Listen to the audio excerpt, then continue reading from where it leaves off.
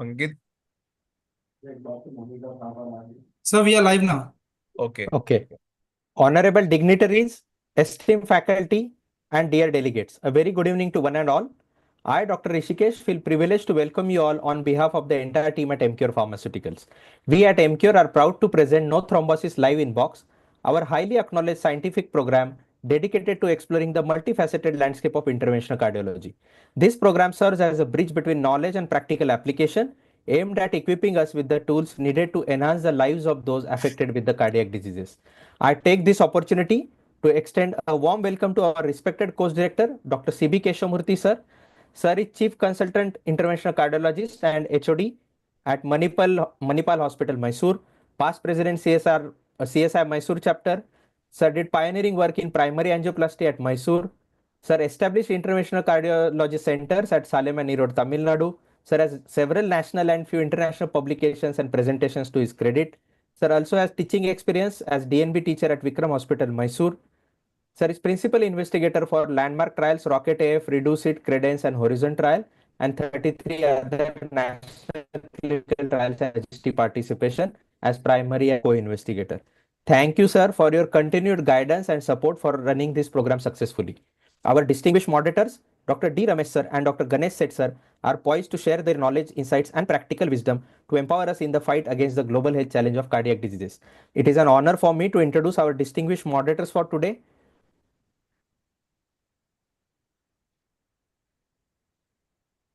Dr. D. Ramesh sir is Senior Consultant Cardiologist at Sri Jayadeva Institute of Cardiovascular Science and Research, Bangalore. Ex-Professor and HOD of Cardiology at Vaidehi Institute of Medical Science and Research Center, Bangalore. Sir held various posts in academic bodies, Vice President Cardiology Society of India, Bangalore, Governing Council Member, Indian College of Cardiology, Governing Council Member, CSI Bangalore Chapter, Secretary, Indian College of Cardiology between 2014 to 2017, member of various cardiology societies. Sir has various publications in reputed journals to his credit. Sir is also faculty at various cardiology conferences. Thank you, sir, for joining today's program. Let me have privilege to introduce our second moderator for today, Dr. Ganesh Seth sir. Sir is Senior Consultant Interventional Cardiologist at Medanta Heart Institute, Lucknow. Sir is Fellow of Asia Pacific Society of Interventional Cardiology, Fellow of Society for Cardiovascular Angiography and Interventions. He is topper in Rajasthan in All India DMMCH entrance examinations in 2015. Certificate of Merit in Medicine, subject in MBBS. Sir is member of various national and international cardiology societies, attended various national and international conferences and workshops in cardiology. Dr. Ganesh Seth sir will be joining in 10 minutes due to some emergency case. I would also like to introduce and extend a warm welcome to our esteemed speakers for today. Dr. Avinash Kumar Singh sir is Senior Consultant Interventional Cardiologist at Medanta Heart Institute, Lucknow. And the topic he is presenting today, the case is Complex CTO Intervention, Bailout when Rota Fails. Thank you, Dr. A.K. Singh sir, for accepting our invitation to present the case. Let me have honor to introduce our second speaker for today, Dr. Venkatesh TK sir. Sir is Senior Consultant Interventional Cardiologist at Apollo Hospital, Jayanagar, Bangalore. Case he is presenting today is low contrast PCI. And finally, I would like to extend a special welcome to all the delegates who have joined today's program. It is really an honor to have such an esteemed audience and renowned experts among us. Let me brief you all on the meeting agenda for today. We'll kickstart the program with the opening remarks and context setting from our respected course director, Dr. Keshamurthy sir. The meeting will proceed further with the case presentation by Dr. A.K. Singh sir. Following this, we'll have discussion on the first case where all the faculty members will participate. Second case will be presented by Dr. Venkatesh TK sir.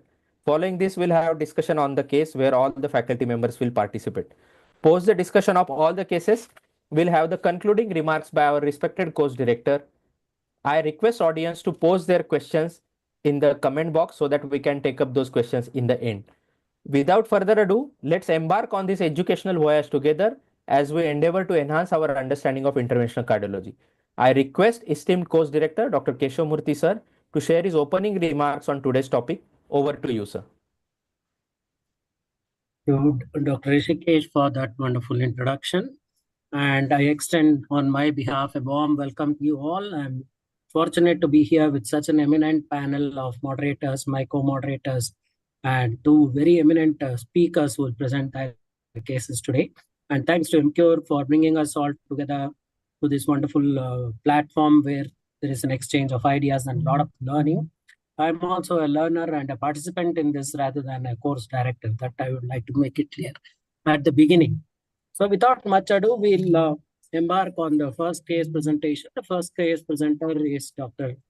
Avinash Kumar Singh. I invite him to present his case of chronic total occlusion, a balloon uncrossable lesion. Once you have crossed, there is a dilemma when nothing else can cross that lesion. We'll have a discussion later, but I now invite him to continue with this case presentation.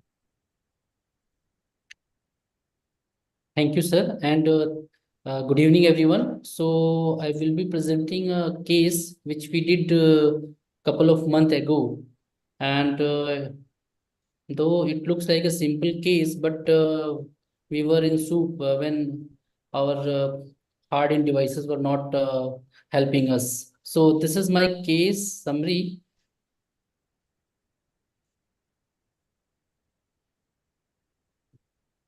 So 61-year-old male, he has a background history of diabetes and hypertension, and he presented to us with the class 2 angina from last 1 year, and it progressed to class 3 even on maximal anti-anginal therapy. ECG was not showing any significant abnormality, and 2D echocardiography, it was showing no RWMA, ejection fraction was 55%. So with this information, patient was considered radial angiogram, right? You can see in mid RCA, there was moderate stenosis, and in left system injection and osteoproximal segment of LCX, there was again moderate disease, 50 to 60% disease.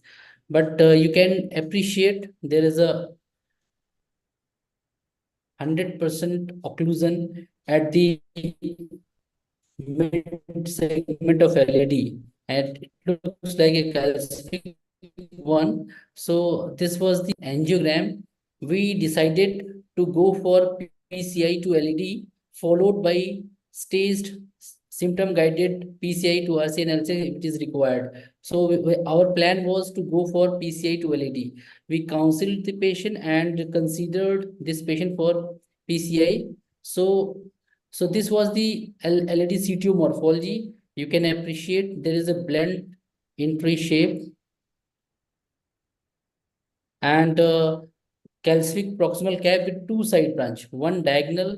You can appreciate there was almost 80 to 90% disease in that, and there was large septal branch coming out from that proximal segment of the CTO. So angulation, there was angulation, S-shaped angulation, that was also challenging for us to negotiate the balloon, and the length was almost 20 millimeter. So GCTO score of this lesion was 3. So we started with right radiofemoral axis. We started with antegrade approach, and we took 7 French sheath, 7 French EBU guide through femoral artery, right femoral artery, and we took guiding injection from the right to radial artery. Initially, we took cyan blue wire in fine cross to take the feel of that proximal cap, and then we escalated the wire to fielder XT in a fine cross. We did multiple attempts, but we were not able to negotiate the lesion with this wire. So finally, we took Gaia 2 wire, and after multiple attempts under the guidance from the retrograde channel, we were able to negotiate the lesion, and we parked the Gaia 2 wire distally. Then we took with the help of micro catheter, we exchanged the wire to the workhorse wire, and after that we did multiple balloon dilatation with semi-compliant balloon 1.5 to 2.5, but after multiple attempt we were not able to properly dilate the region. So we tried NC balloon, but it was not able to negotiate the region. So at this point of time, we decided we should go for rotablation. So we started 1.5 burr, and we try to modify the proximal cap, but that 1.5 burr was not able to negotiate the lesion. So we downgraded the size of burr, did multiple attempts. Again, we were not able to cross the lesion properly with this burr, but with multiple attempts, there was some modification at the proximal cap by this rota burr. So we tried again. When we were not able to negotiate the lesion with even a small size burr, so we were really in problem. We tried to use NC balloon again because we thought there was some modification at the proximal cap by rota, but we were not able to succeed. We did not able to succeed to cross the lesion. So we started thinking what was the problem, why we were not able to negotiate the lesion. So there was an issue of guide support and there was an issue of angulation. So so we thought we can use this anchor balloon technique, and it is going to help us in providing guide support as well as pushability, and it is going to decrease angulation, which is S-shape angulation. So we want to tackle all the three problems which were there in during the process of this negotiation of proximal segment of the CTO. So with after putting anchor balloon in the septal branch, because luckily we have septal branch at the proximal cap, so we put an anchor balloon. At this time we were able to negotiate the NC balloon. We dilated the lesion properly, and after that we deployed stent 3 into 24 at 12 atmospheric pressure. Then we did balloon dilatation for proper stent optimization. And this is the final result we achieved after doing this much of activity. So this was the final result we achieved. So patient was shifted back to CCU and discharged after 48 hours. At 4 weeks of follow, patient was stable, angina-free. So take home message from this case was balloon undilatable CTOs. They represent almost 10 to 11% of all CTO cases, and their intervention require algorithmic approach. Choice of hardware is one of the important steps of successful procedure. And the most important thing is patience, because in these kind of situations, sometimes we at one point of time we were thinking we should stop, but with the handy technique of anchor balloon, we were able to perform this case successfully. Sometimes easy looking lesions, they can be deceptive, and when high end hardwares are not effective, then we can use our mind and basics of guide support. It is going to give us success like what we have achieved in this patient. So this is all from my case. Over to you, sir. Thank you for that excellent presentation and how you overcame the challenges step by step and very elegantly demonstrated how a change in strategy helped you to.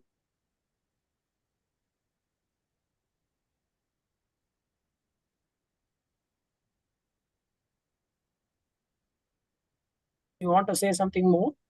You want to talk about that algorithm of balloon undilatable lesions?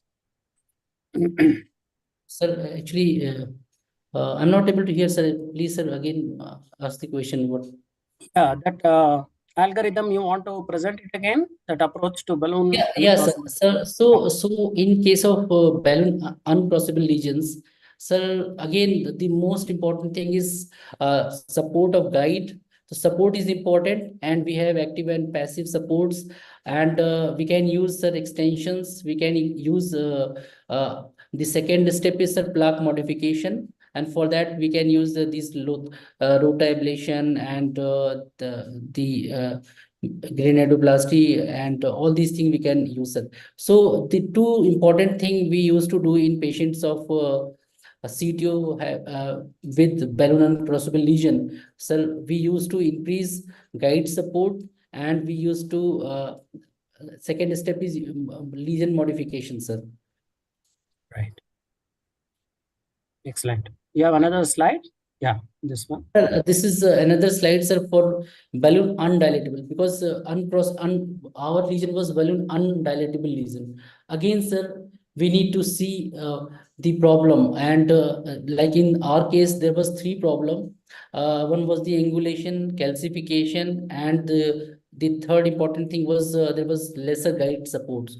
So, sir, in that case, we need to increase the guide support by either by using guideline extensions, or by using anchor balloon techniques, or by putting wires in its side branch. So these things are going to give you good support, and you can at least try to push your balloon at the proximal segment of the CTO. Sir, if that problem of hard plaque is there, we can use lesion modification again by rotablation, by laser atherectomies, all these things we can do. Orbital atherectomy we can do. So, sir, so again, same thing is there. We need to increase the support of guide, and we need to increase the pushability by using all these techniques, sir. Right.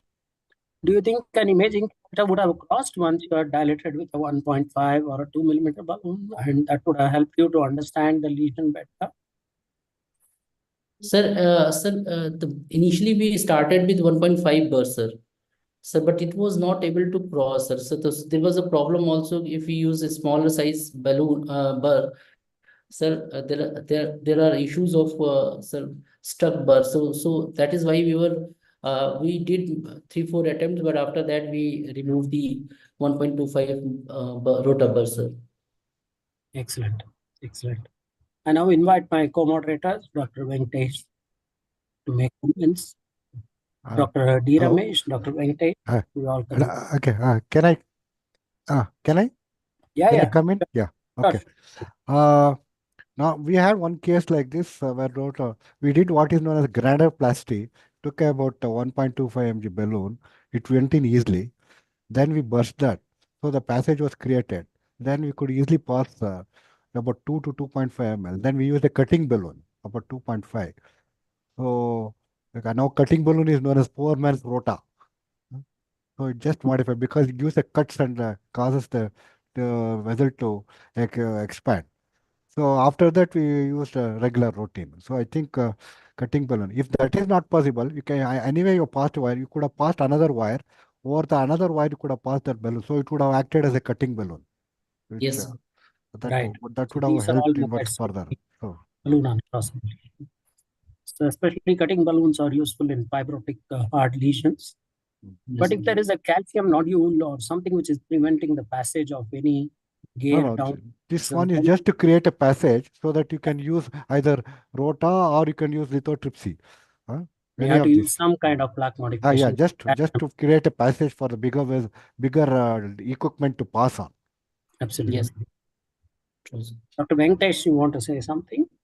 Yeah, I think that case was good. And like you said, Dr. Keshamurthy, I think it would have been good if the imaging was there, because it would help us understand what's exactly going wrong. Yeah. After your dilatation and you broke open the proximal cap, you could see that there was definitely an antegrade flow in the vessel. Yes. So after that, I would have probably thought if I could somehow get in some kind of an imaging tool, either an OCT or an IVUS, to understand what exactly was happening there. And it was a little surprising to see why the rota was not going in. I can understand a 1.5 not going, but it perplexed me when I could see that even a 1.25 was not being going through that tight spot. So the option would be to take a cutting balloon at that point of time and nicely dilate it. And if required, I'm not sure, I didn't see too much of calcium also there. Actually, when I was looking at your angiogram, I don't know if I missed, but at that particular segment, I didn't see too much of calcium also. So could be a calcium spur or something hanging there. Imaging would have definitely contributed to an early success is what I feel. Yes, sir. More than the calcium or whatever. It was an abrupt bend in the vessel. That's why the rotabar was not straightening that portion. In such a situation, orbital has some advantage. Orbital atherectomy has some advantage. Definitely. But like the speaker said, when you see a chronic total occlusion, never think of it as a simple lesion. So be prepared for all the upfront for all the obstacles. So you start with a long sheath and a appropriate sized guide because you want to take additional gear in. I would suggest you go femoral and go for a 7 French Amplats guide, which gives good support.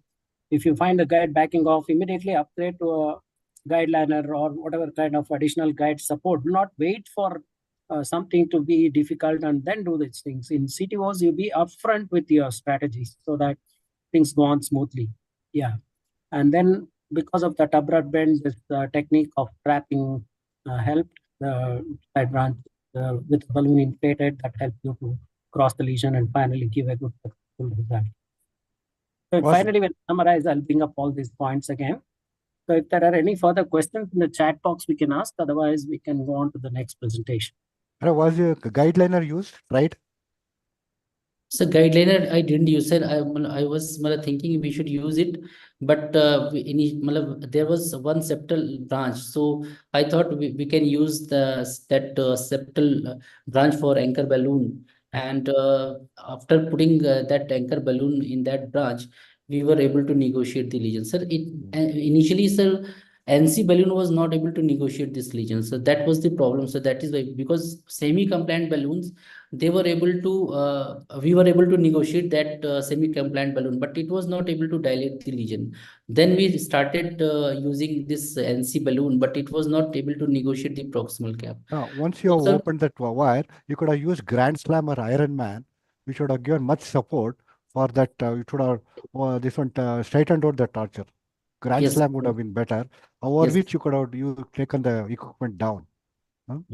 Okay, sir. Yeah, the CTO guide wires, you got to put a microcatheter quickly in and change over to our regular wires at least, because these CTO wires are good to penetrate, but they don't give you much support.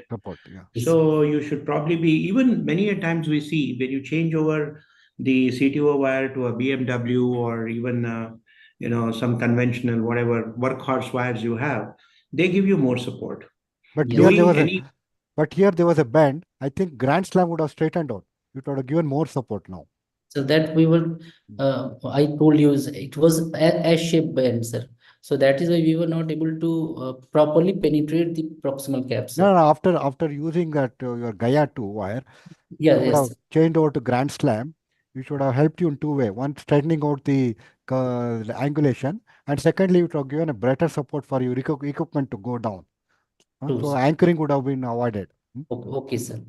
Thank you. So after you changed over to a rota wire, what did you do exactly? You pulled out the rota wire and rewired it again for a regular wire, or carried on with the rota wire? No, sir.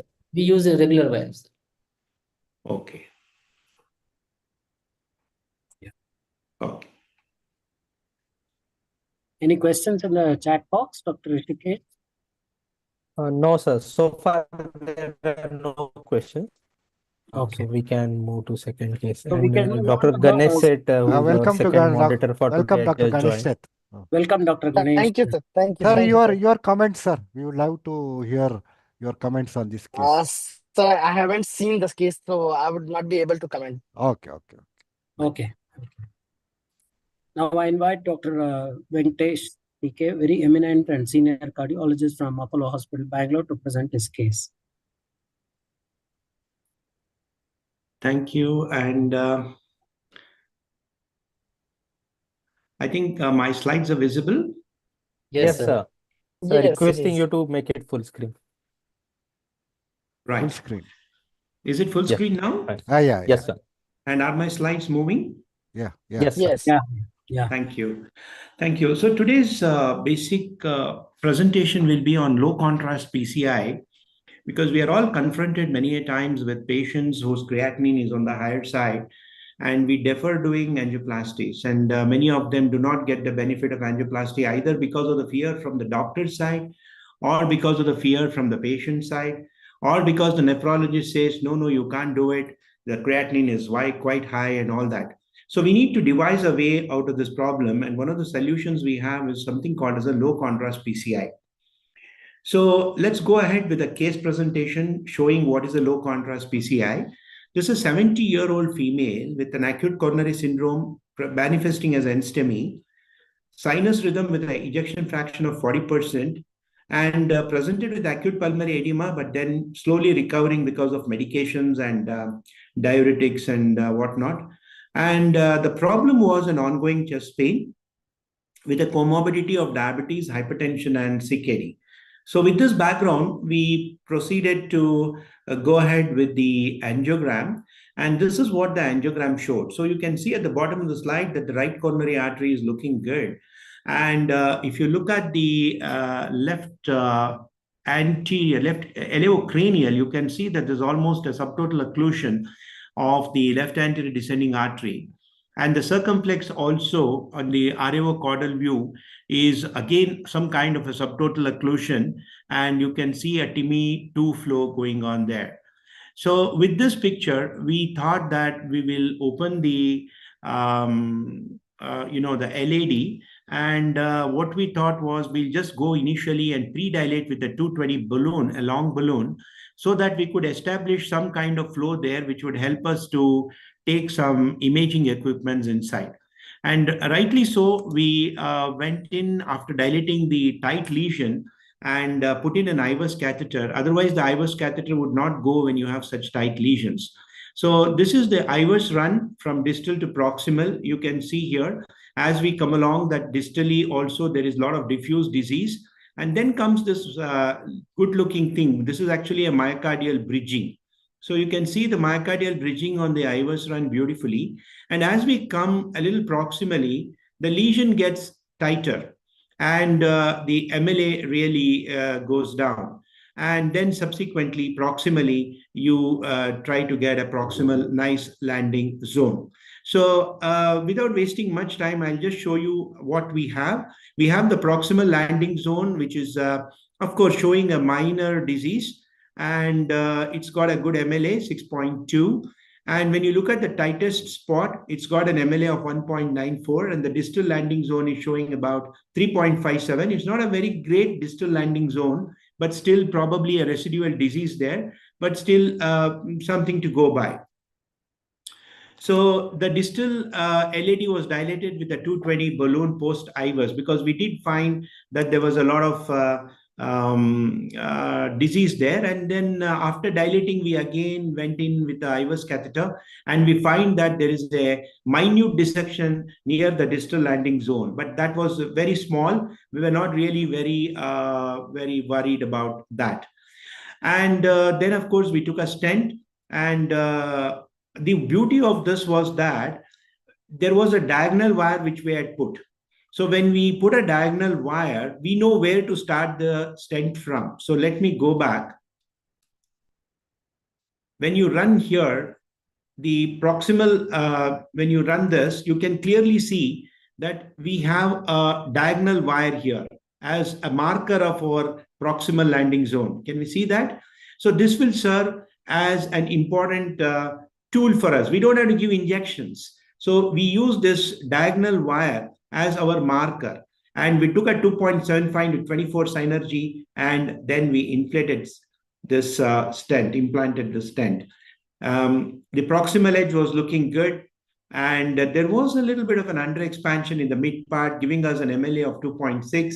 And of course, the distal edge dissection, which was there, became a little more, but nothing to get really worried about. And we optimized it with a 3 into 12 mm balloon. The under-expanded stent was nicely dilated, and post-IVUS, you could see that the stent is well expanded. And then we could not leave the distal LAD as it is, because that was all a diseased vessel, as you saw in the IVUS. So we took a drug-eluting balloon, 2.5 to 30, and just from the place where the stent overlaps, we took it and dilated it, and treated the vessel with a drug-eluting balloon. This is the drug-eluting balloon, and this is the post-DEB stent, no dissections, looking good. And then once we finished with the LAD, we had to look for the circumflex. What we did was we wired the circumflex, but all the time because of the tight occlusion in the proximal part, our intent was to get into the OM. But here you can see that the wire was all the time going into the distal circumflex. However, what we did was we took a balloon and then we dilated with a 1.5 into 15. We allowed the wire to get into the distal circumflex, but we took a balloon which was 1.5 into 15 and modified that lesion. Once we modified that lesion, we find that it allows our wire to get into the OM very easily, which we could not earlier. So this gave us space to get into the OM. So then, of course, we run the IVUS. You could see the nodular calcium in the IVUS, and this nodular calcium was from the OM to LCX, because we did this run from the OM to LCX. So you can see that there is a nodular calcium there, but it didn't put us off. What we did was, again, we had to minimize the contrast. The creatinine was high in this patient. So what we did was we marked the proximal landing zone with an IVUS catheter. We took that as a roadmap. And then we positioned the stent, a 2.5 into 28 stent from the proximal landing zone across the circumflex, distal circumflex, into the OM. And then we optimized it with a 2.512 and a 2.75 balloon. And then we did some post IVUS imaging, which showed us that we really had some good results, and the MSA achieved was 4.6. So this was the final shot, and you can see here that the circumflex is nicely open, and then we have the LAD there nicely stented, and we have a good result coming out.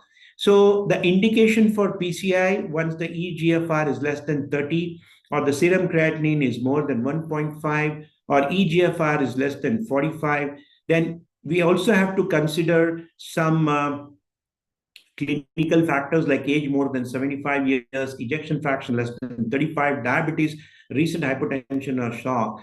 And we always have to offer these patients a low contrast PCI or ultra low contrast angiogram followed by absolute zero contrast PCI, and then try to revascularize the vessel, because any contrast that you give many a times will lead to worsening of renal function and the patient going in for dialysis. So here in this case, whatever we could manage, we used, including the angiogram. The total contrast usage was about 50 ml, and post-procedure, the serum creatinine was about 1.6, and the patient even today is doing well without any need for dialysis. Then I go on to the second case. A 70-year-old male with effort angina class 3, sinus rhythm, preserved LV, diabetes CKD with serum creatinine of 2 on medical management, and is morbidly scared of dialysis. And this was a patient who underwent a PTCA to a RCA 5 years back. So this is the angiogram that you can see.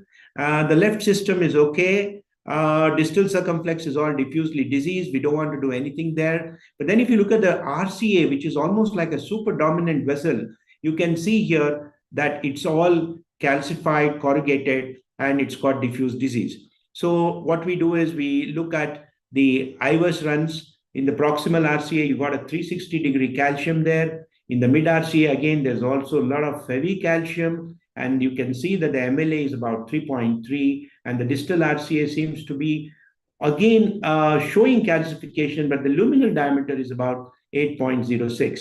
So we went ahead and pre-dilated with 3 into 10 NC in the mid to distal part. And then, of course, we used a cutting balloon. And after that, we dilated it with a OPN-NC balloon. So because that dilatation did not give us a satisfied result, so we did this with OPN-NC balloon, which was 3 into 10. And then when we looked at the IVUS after modifying the lesion, we did see that there was a lot of cracks in the calcium once we nicely prepared the bed. So once cracks appear in the calcium, it means that our stent is going to yield because they have given way. So these are the cracks that you can see. So this again, we did a pre-dilatation with OPN-NC balloon. Sorry, that was a repeat slide. And then the distal landing zone in IVUS was identified, and it was showing there a diameter of 7.21. And IVUS catheter again was used as a distal marker. We wanted to use a roadmap, And we did use that this particular place in IVUS, was road mapped. And we wanted to make sure that the distal part of the stent ends there. So we used that as a roadmap, and we took a 3.5 into 48 DES from mid to distal. And of course, the remaining part, the proximal, was covered with a 3.5 into 32. So this became a metal jacket, and then the convention follows post dilatation with 3.5 into 12 NC balloon. And post stenting, you can see the IVUS run. We've got some fantastic result here. Proximal edge, no dissection. Mean SA, there is a mean stented area 7.96. Distal edge, again, no dissection. So we got an excellent result. And again, mid-stent, if you could see, we were still not very happy with the 7.96. So we went ahead in the mid part and nicely dilated it. And this was the post-optimization IVUS. It gave us a mean stent area of 8.2, which was very good. And we were quite happy with it. Although even the previous one was also okay, but we could see that a few struts were completely not opposed. So this was the final shoot, nicely reconstructed RCA. Of course, it's become a metal jacket now. PD and PLBB are going fine. I think I'll show you this last case, 44-year-old female patient. Look at the age. And chest discomfort and exertion from 2 days, ECG hyperacute anterior wall myocardial infarction. And she is interestingly a known case of primary pulmonary hypertension with a PSP of 120 millimeters of mercury. Echo showed preserved LV function, severe pH, and normal RV function. So whenever we have a severe pulmonary hypertension, it's very easy for us to probably attribute chest discomfort to RV angina. But then when you're confronted with an ECG which shows hyperacute anterior wall MI, everybody wakes up. Of course, the preserved LV function and severe PAH. And this is the coronary angiogram. You can see here the right coronary artery looks good. But then look at the left main, the ostial left main, probably another view. Look at that. Yeah, the ostial left main is very tight. So we decided unconventionally to do a saline OCT in this patient. We did a OCT and we did a saline OCT here. And you can see here that when you look at the images, as we come from distal to proximal, that's the diagonal taking off. That's the left main. And as you come down, you can see here, as we reach a long left main, and you can see here, it gets tight. That's the tightest portion. Yes. So we did a PCI 4 into 12 Zymes and post-dilated with it 4.5 into 8 NC balloon, and this is the result we got. You can see the dilatation happening. Wonderful result that we got. And post-OCT, of course, let me run that. Stent is well opposed. You can see the stent wonderfully opposed.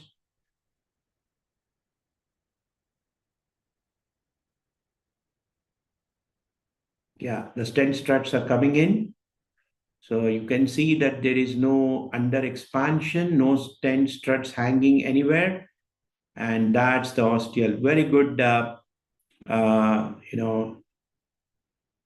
result. So this is the final result that we got. Beautiful result that we got. So this again is a repeat of the previous slide. And this is how we should probably be looking at whenever there's an indication for PCI. Look at the eGFR, look at the creatinine, look at the clinical profile of the patient, and of course, plan for an ultra low contrast or a low contrast. Intravascular imaging can effectively guide PCI and improve the results of stent deployment.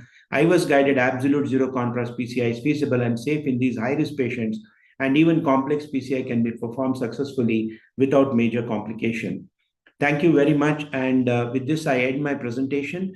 I would also like to share that just about 2 days back, we did one more case of low contrast PCI. And this was a patient who presented with inferior wall myocardial infarction, underwent culprit region angioplasty 3 weeks ago.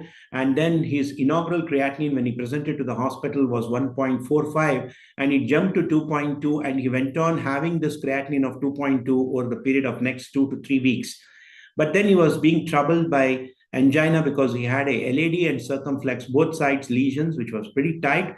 So he had to have the PCI. So we talked to him about ultra low contrast PCI. And this time we took an IVUS help. What we did was we wired both the LAD and LCX and put our IVUS catheter into the LCX. And after doing a LAD run IVUS, we knew from where to where the lesion extended. And it was osteoproximal LAD to extending to about 18 millimeters down before the first diagonal. So what we did was we put the IVUS catheter in the circumflex and looking upwards at the confluence under no contrast, there's absolutely no contrast. We just placed the stent under IVUS guidance in the osteoproximal LAD, and we deployed the stent, did the post-dilatation, and probably we used just about 5 or maybe 10 ml of contrast, final shot, and got over the whole thing. And our road mapping of the IVUS catheter in the circumflex also, of course, circumflex was a very small discrete lesion. We didn't do too much on that. It was pretty straightforward because our IVUS catheter marking was also there. We just went and stented the circumflex lesion, and the results were extremely good. And the total amount of contrast, everything put together, was definitely not more than 15 ml. So I wish I had that case, but due to lack of time, I couldn't show that. That was also one other way which we did this low contrast PCI. Thank you, and over to the organizers. Thank you, sir. Over to you. To Dr. Venkatesh for those expertly done cases. It highlighted your expertise in handling these high-risk and complex cases and very intelligent use of imaging, especially IVUS to reduce the contrast load, and very beautifully done. And in the end, great result as usual in your cases. In the last case, do you think it's a kind of aorta arteritis? And what was the cause of the STEMI? Because we can't see any thrombus anywhere. Was it an additional spasm on that osteal lesion, or what caused the STEMI, ST elevations? Exactly. That's really a very good question. We were also really perplexed because we did not find any thrombus when we looked at it, the OCT. But definitely the osteal LAD lesion was very, very tight. So it is possible that this tight osteal LAD lesion could have also precipitated a transient spasm of the LAD and led to the osteal LMC lesion could have precipitated a tight spasm of the vessel and could have led to a myocardial infarction, because there was all the telltale signs. There was ECG, ST elevation, the cardiac enzymes were also up. But then when we did the OCT, when we were trying to look for any thrombus, we didn't really see there. And what we actually saw on the saline contrast was all swirls of blood, that's all. But there's no real actual red thrombus or any kind of thrombus that we could discern on the OCT. So most likely the explanation is by the time we went in and we did all this, a certain amount of spasm could have probably been relieved.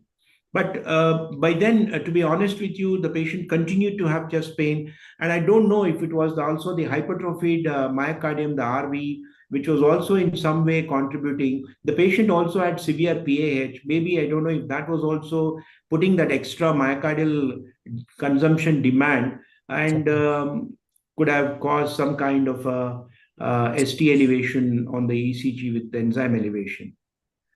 Excellent.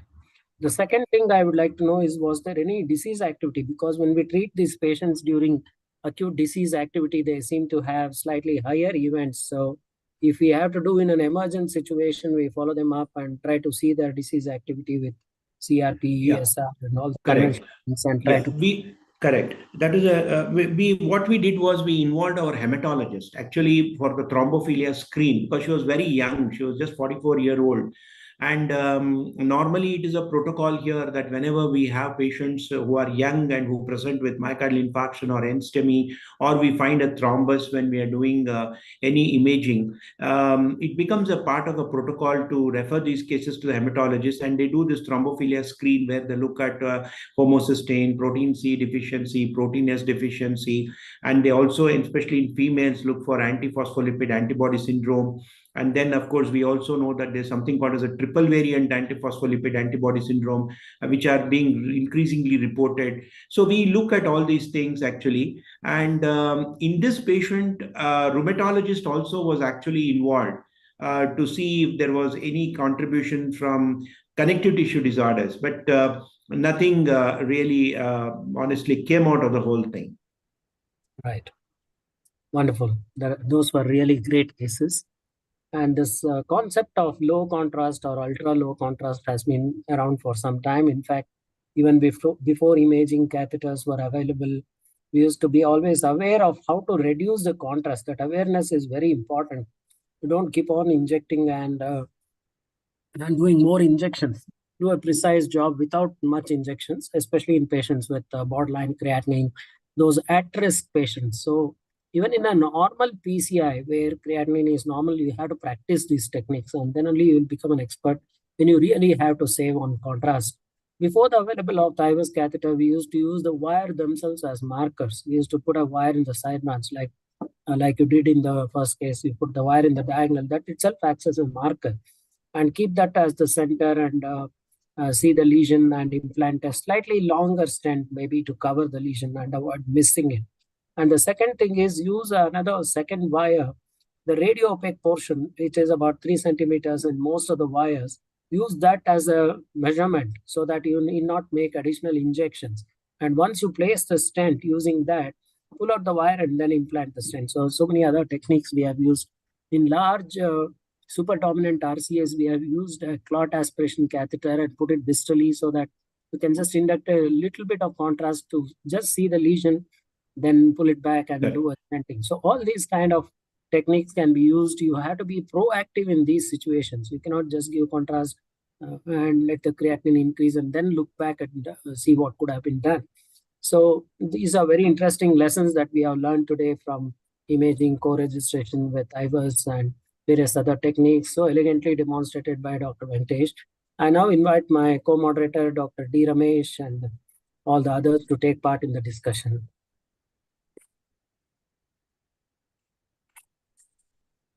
Dr. Ramesh, Dr. Ganesh said, please make your comments. Sir, obviously it's a nice demonstration of the low contrast PCA.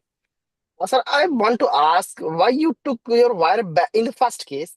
Why you took your wire back from the distal L6 to push it in the OM? No, it was not going. I didn't take it back. See, the problem was in the circumflex, the lesion was so tight. All the time the wire was going into the distal circumflex, but I had to go into the OM.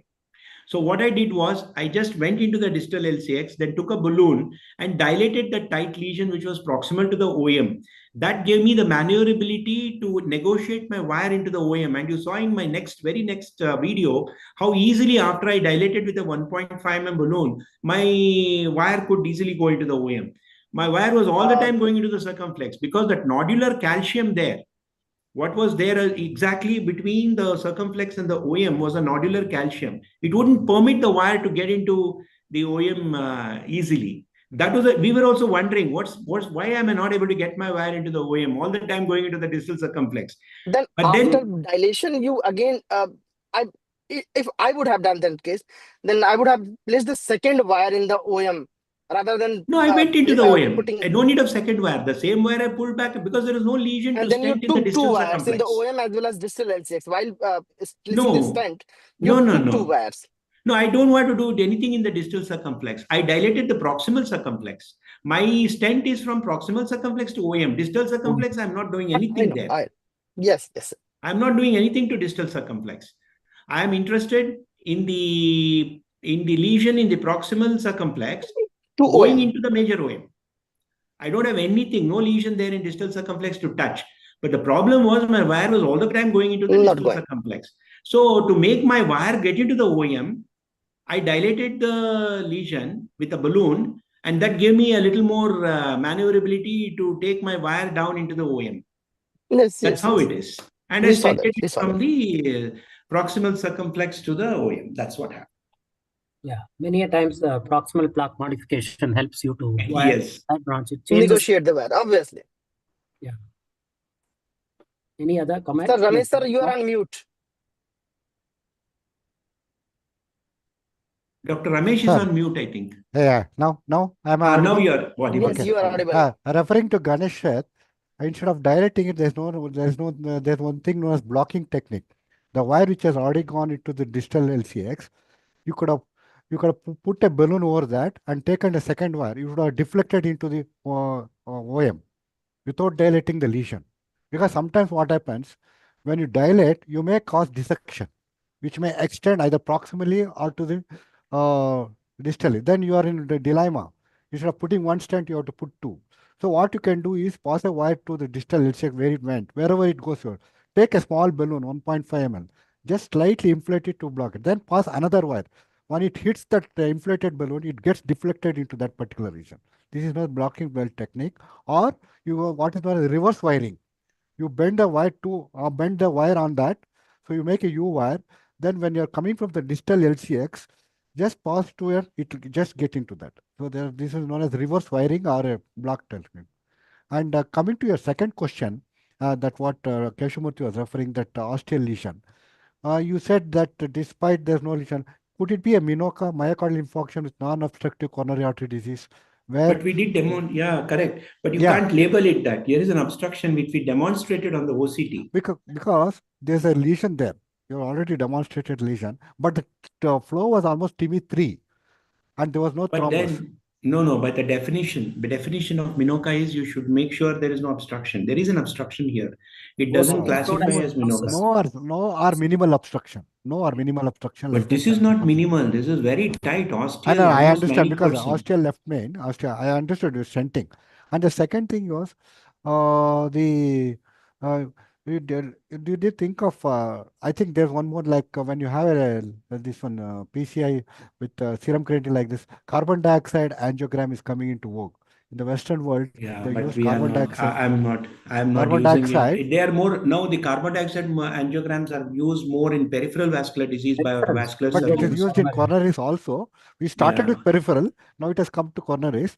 I attended one session where they did a carbon dioxide angiogram and angioplasty, and it is very good. Only thing is you should see that the carbon dioxide given is not more than 50 ml. Otherwise, it causes a blood-brain carrier and causes carbon dioxide paresthesia. But I think that will become a big thing in the near future. Thank you. Any other questions in the chat box? So I have one query. While performing this ultra low contrast PCI, so when that minimal amount of contrast you use to inject after placing the stent or before deploying the stent, you give that small amount of contrast, sir? No, sir. While before deploying the stent or after deploying the stent, no contrast is used. We make use of imaging. We make use of imaging. We make use of certain roadmaps. We put it at the IVUS catheter itself is used as a roadmap. We take the IVUS catheter, we know where the lesion starts. So we roadmap there. We know the proximal, we know the distal. Sometimes we also roadmap with respect to the wire, as is shown in my first case. You have the diagonal wire coming out. So these help us to precisely place the stent. I wish I could have shown you the case that we did 3 days back, where we had our IVUS in the circumflex and we were positioning the stent in the osteoproximal LAD. It was a beautiful case. I could not get those CDs in time, otherwise I would have shown. We just did not use any contrast before deployment. After deployment, we always do an IVUS run. So you will get to know if there's any distal edge dissection, proximal edge dissection, underexpanded stent, anything that happens inside, we will get to know. So in this manner, we try to, as much as possible, minimize the use of contrast. In fact, the newer machines, cath lab machines, are coming with the co-registration, imaging co-registration, as well as angiographic co-registration that can help in reducing the contrast value. 100%. 100%. They are all our tools to minimize yes contrast usage. Yeah, definitely. If we don't have any anatomical landmark for proximal segment, so in that case we are not going to use any no, our IVUS marker is always, because you see the lesion, right? When you do an IVUS, you know the extent of lesion, you know where to end your stent. Mark it there. Okay. That will be a roadmap. IVUS is pretty accurate with respect to proximal landing zone, distal landing zone, length of the lesion. You can easily mark your zones, where exactly, how much is the length of your stent, where to where you want to go. It gives us the complete picture.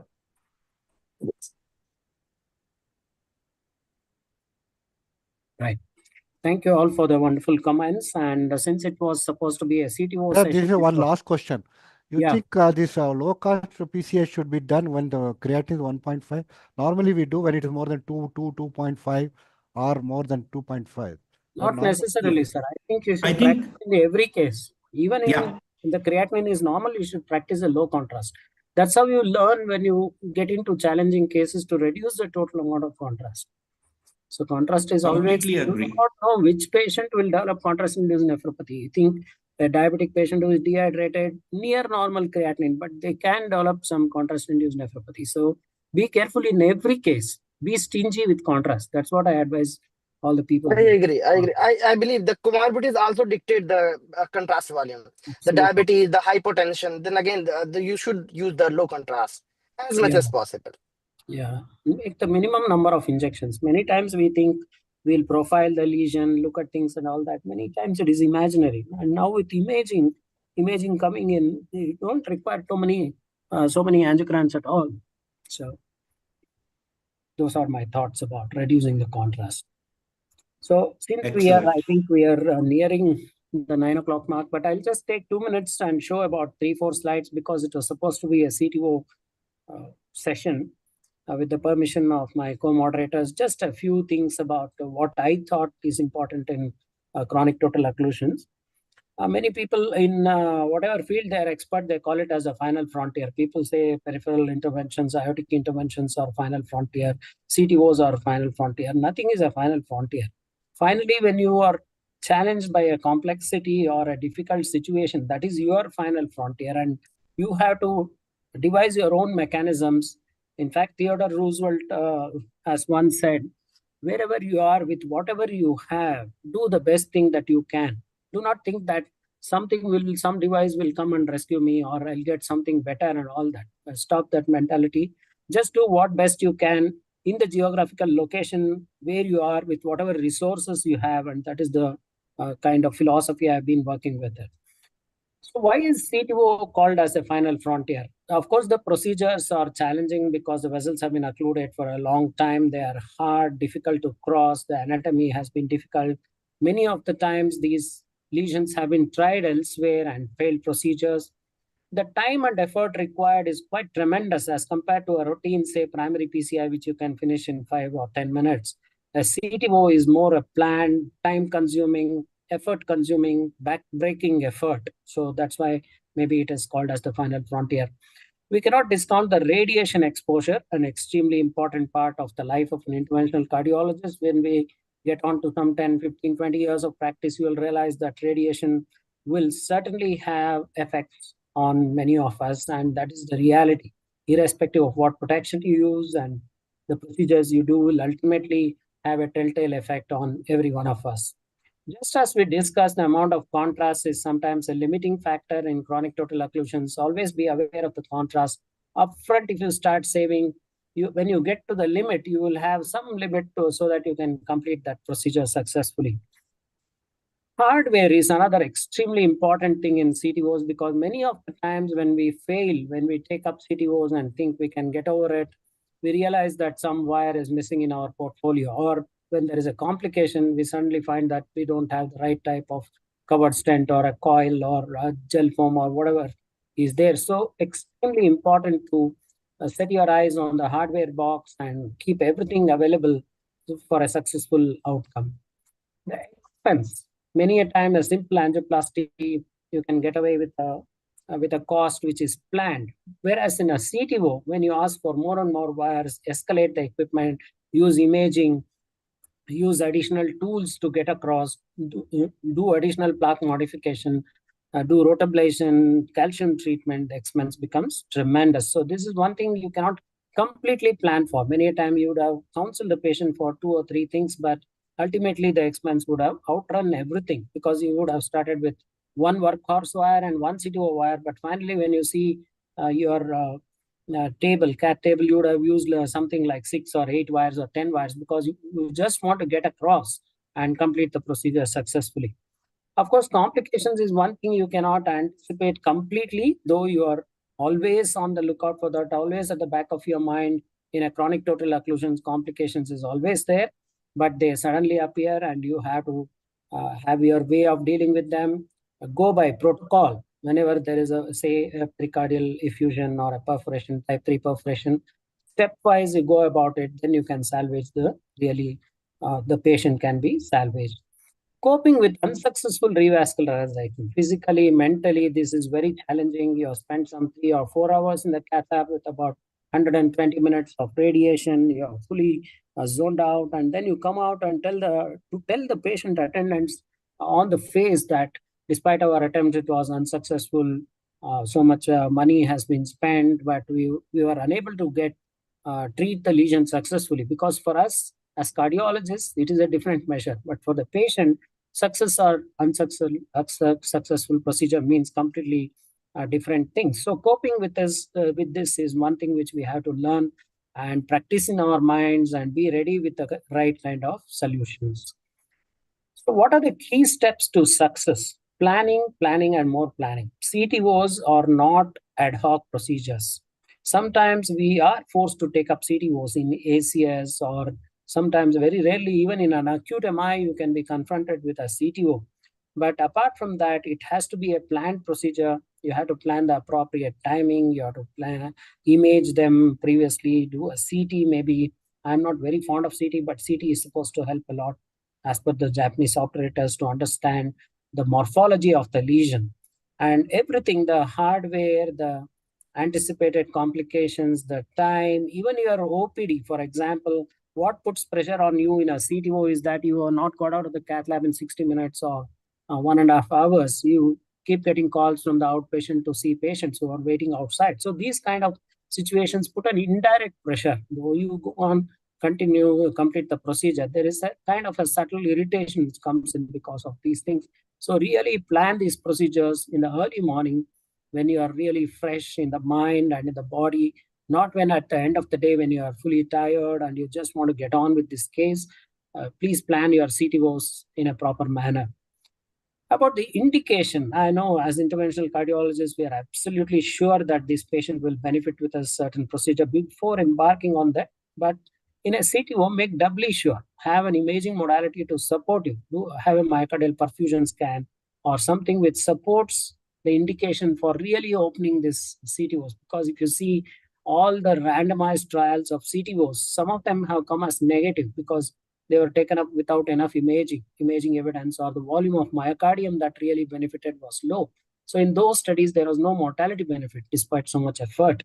So be doubly sure or maybe triply sure before you embark on a CTO procedure. Pre-procedure counseling, sit across, explain to the patient's relatives what is being planned and what are the difficulties anticipated, the possibility of success in your center. Of course, about 50 to 80%, you have to give a realistic figure for the patient. What are the alternatives? And in case of a complication, these are all the things that have to be discussed with the attendants upfront. Assemble the appropriate gear, as I mentioned in the previous thing.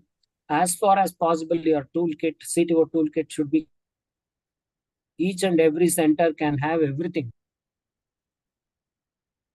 kind of different wires, but at least have one of them, one long wire, for example, a 300 centimeter wire to exteriorize, of course, the microcatheters and those sort of things I'll mention in the next slide. And be prepared for events like an arrhythmia or a cardiac arrest or rupture or a type 3 perforation. And so that you can do everything stepwise. And the team aware applications and protocol driven handling really saves patients in such situations. What are the CTO toolkit? Like we discussed in the first case, guide catheters, the access sheets, the guide extensions, extremely important. Do not ignore this fact. Do not try and selectively take up a case and whatever guide is given by the technician, don't go with that. You have a clear-cut idea of what guide you are going to use. And in case that doesn't engage well, what is the next plan B or plan C? And then a guide extension up front, a long sheath up front, a good access size guide catheter. Suppose you're stuck with a 6 French guide and you want to take an additional device, there is no room for that. If you put a 6 French guide catheter and take a guide extension, if you want to put a second wire or a third wire, there is no space for that. So then you are really stuck because you have crossed with a wire, then you have to pull out the guide and take access with another guide. So all these things have to be anticipatory rather than looking at things when the problem occurs. So you have one workhorse guide wire which you are very familiar with, and a dedicated, of course, there is a basket of dedicated CTO wires, but get familiar with a few of them. Why I say this is because if your favorite wire is, say, a penetrative, moderate penetrative wire, go with that. Do not go with what is shown in the conferences, because even with Gaia, like we just discussed, Gaia 3 or Gaia Next wires, in the learning curve, 4 out of 10 times you end up in the subintimal space when you start off with a Gaia wire without enough experience with that. So get your adequate amount of cases through, then go with the really hard wires. Trapping balloons, be familiar with trapping balloons, be familiar with the distal anchoring or the proximal anchoring technique. Microcatheters form an important part of the arsenal. Imaging, wherever you can do, you have an imaging tool with you. Calcium treatment should be ready and available. Of course, hemodynamic support in cases where it is the single surviving vessel. CTO may be supplying collaterals to the other dominant vessel. In those cases, you have to be very careful about hemodynamic support. In cases where you have dual guides, almost in almost all the cases, we start off with a dual injection from the other side and approach from one side. And when you convert it into a retrograde approach or something and you dissect the donor vessel, then hemodynamic support becomes suddenly very important. So you have to be ready for that. And complications kit I already mentioned. So these are some thoughts about these things. Chronic total occlusion is a different ball game. So be prepared, be armed, and be alert, be forewarned. Then you will have a successful outcome. And acceptance of failure. There is always another day. Do not be driven by ego. When you cross the limit of, say, contrast and fluoroscopy time, and you are physically tired and you can do no more, accept that and get a patient safely, bail him out, and do an investment procedure, accept an investment procedure. And subsequent, there is always a day when you can come back with better gear and better cooperator or something, and then do a successful procedure and then counsel the patient adequately. So these are some brief thoughts I thought I would share. I don't know how useful it was to all of you, but just from my experience, I thought I'll share a few of these points, especially for the youngsters in the audience. Thank you all for the patient listening, and thank you for the opportunity that you gave and listened to me patiently. Excellent points, sir. Very good points. Quite crisp and precise. Yeah, thank you. Any other comments or anything in the chat box we want to discuss? Otherwise, we'll end the session. It was a great, wonderful session. And there are so many eminent speakers and co-moderators with me today that I learned a lot from this session, and from the cases presented by Dr. Venkatesh as well as Dr. Avinash were eye-openers. I would like to express my sincere gratitude to our esteemed course director, Dr. C.B. Keshavamurthy sir, and our distinguished moderators, Dr. D. Ramesh sir and Dr. Ganesh Seth sir, for sharing their knowledge and expertise with us today. I would also like to thank Dr. Avinash Kumar Singh sir and Dr. Venkatesh T.K. sir for their insightful case presentations. Your contribution has undoubtedly expanded our understanding of about the cases discussed today. I would also like to thank our esteemed audience for their time, continued love and support for the No Thrombosis program. On behalf of Emcure, I extend my heartfelt thanks to everyone from sales, marketing and medical team at Emcure who have contributed to this program's success. Thank you all once again for attending and encouraging us. Good night and good time ahead. Thank you. Thank you, sir. Thank you. Thank you. Thank you very much. Thank you. Thanks to one and all. Yes, thank you. Thanks, one and all. Thank you, Thank you, sir. Thank you, sir. Thank you, Ramesh. Thanks a lot. Good night. Thank you. Thank you so much.